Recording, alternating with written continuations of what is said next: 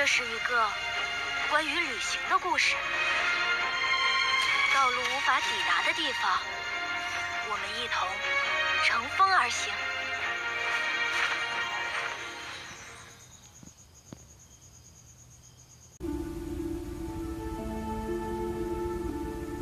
Majira yalikuwa ya mapumziko ya kiangazi. Jua liliwaka kwa nguvu angani na hali ya hewa ilikuwa ya ukavu. Derek, kijana wa miaka 17, alikuwa ameketi kwenye kochi chumbani kwake akitazama picha ya zamani aliyopiga na bibi yake miaka 2 iliyopita. Ilikuwa picha yenye kumbukumbu nzuri. Bibi yake alikuwa bado na nguvu, macho yake yakiangaza busara, na tabasamu lake likimvutia Derek hata alipokuwa mdogo. Tangu kifo cha mama yake Derek miaka 3 iliyopita, bibi yake ndiye aliyekuwa kama mama wa pili kwake, ingawa walikuwa hawaishi karibu. Kwa wiki kadhaa sasa, Derek alikuwa anapanga safari ya kwenda kumsalimia bibi yake. Bibi huyo aliishi katika eneo la vijijini, umbali wa takribani masaa 3 kwa gari kutoka mji wao. Nyumba yake ilikuwa imezungukwa na shamba kubwa la mahindi, lililokadiriwa kufikia hekari 200.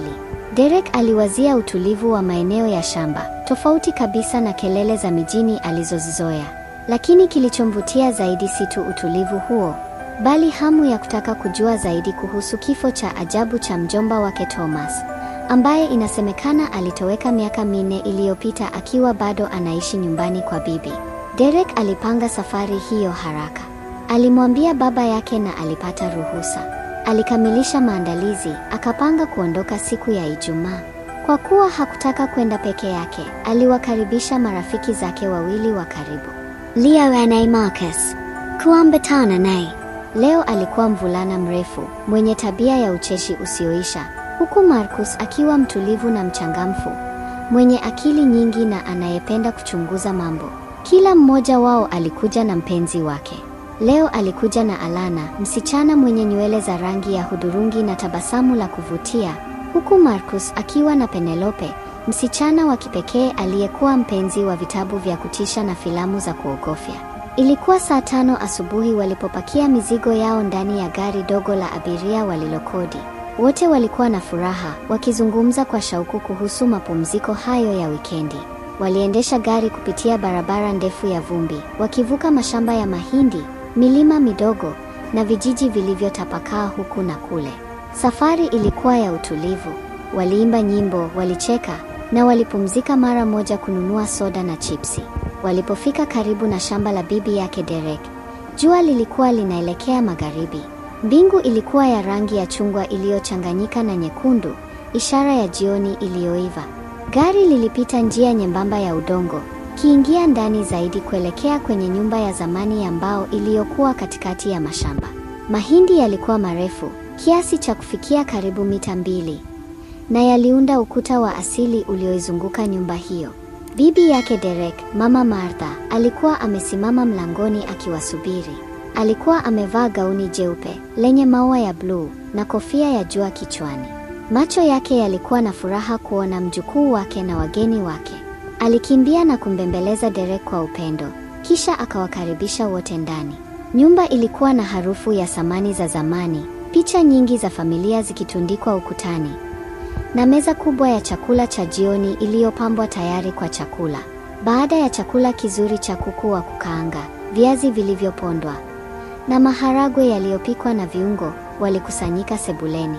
Mama Martha alianza kuwasimulia hadithi za zamani, kuhusu enzi za ujana wake, kuhusu mashamba na kuhusu mtoto wake Thomas, ambaye alipotea katika mazingira ya kutatanisha. Alikuwa anatoka jioni moja kwenda kuangalia panya mashambani, alisema kwa sauti ya huzuni. Hakurudi tena. Polisi walitafuta kwa siku nyingi, lakini hawakumpata. Nilihisi tu moyoni kuwa alikuwa amepotea kabisa. Hakuna aliamini kuwa kuna kitu kibaya kilimtokea, lakini mimi nilijua. Waliketi kimya kwa muda mfupi. Derek aliangalia picha ya mjomba wake Thomas ukutani. Alikuwa na uso wa kawaida tu, lakini macho yake yalikuwa na kitu kisichoelezeka, kana kwamba picha hiyo ilijua zaidi ya inavyoonyesha. Baada ya mazungumzo hayo, ilifika saa 3 usiku. Mama Martha aliwaonyesha vyumba vyao vya kulala, lakini vijana walikuwa bado wana nguvu. wakiwa na hamu ya kuchunguza maeneo yale ya mashambani, na kwa kuhamasishwa na Penelope ambaye alipenda mambo ya kutisha, walikubaliana wote kutoka kidogo kwenda kutembea kwenye shamba la mahindi, huku kila mmoja akiwa na mwenza wake. Mwezi ulikuwa umetokeza, ukitoa mwanga hafifu wa kijivujivu juu ya mashamba hayo. Hewa ilikuwa tulivu, lakini ilibeba harufu ya udongo na mahindi mabivu. Waliingia kwenye shamba huku wakicheka, wakipita kati ya mistari mirefu ya mahindi, kila mmoja akijaribu kumtisha mwenzake. Leo alichukua majani ya mahindi na kuyavaa kichwani kama kinyago, akimchekesha Alana. Marcus na Penelope walikuwa wakipiga picha za selfie wakitumia tochi ya simu.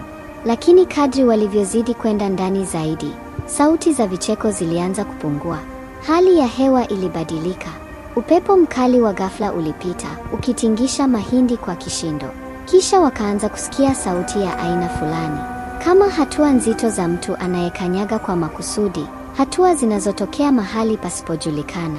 Derek alisimama akaangalia nyuma. Hiyo ilikuwa nini? Eliuliza, labda ni sungura au mnyama, alisema Marcus, ingawa sauti yake ilionyesha shaka.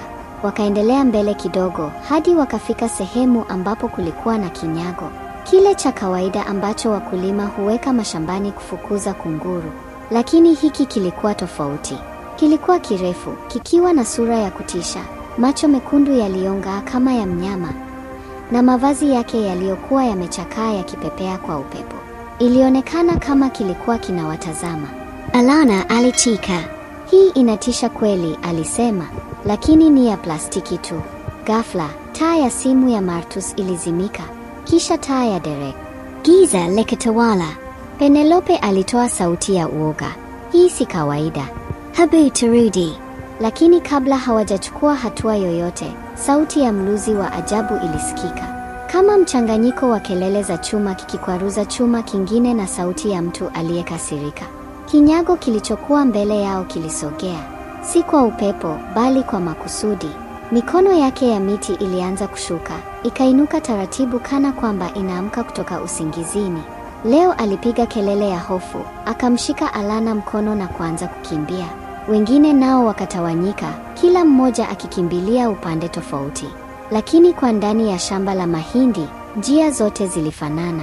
Ilikuwa rahisi kupotea.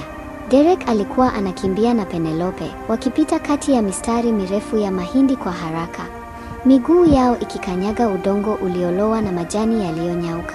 Mbele yao, giza liliendelea kutanda. Ghafla kilio cha Marcus kilisikika kutoka mbali. Kilio cha maumivu kilichokatika ghafla kama sauti ya kisu kikikata nyama. Kisha ukimya. Penelope alishtuka, macho yake yakianza kujawa na machozi. Marcus! Marcus! Alipiga kelele lakini hakupata jibu.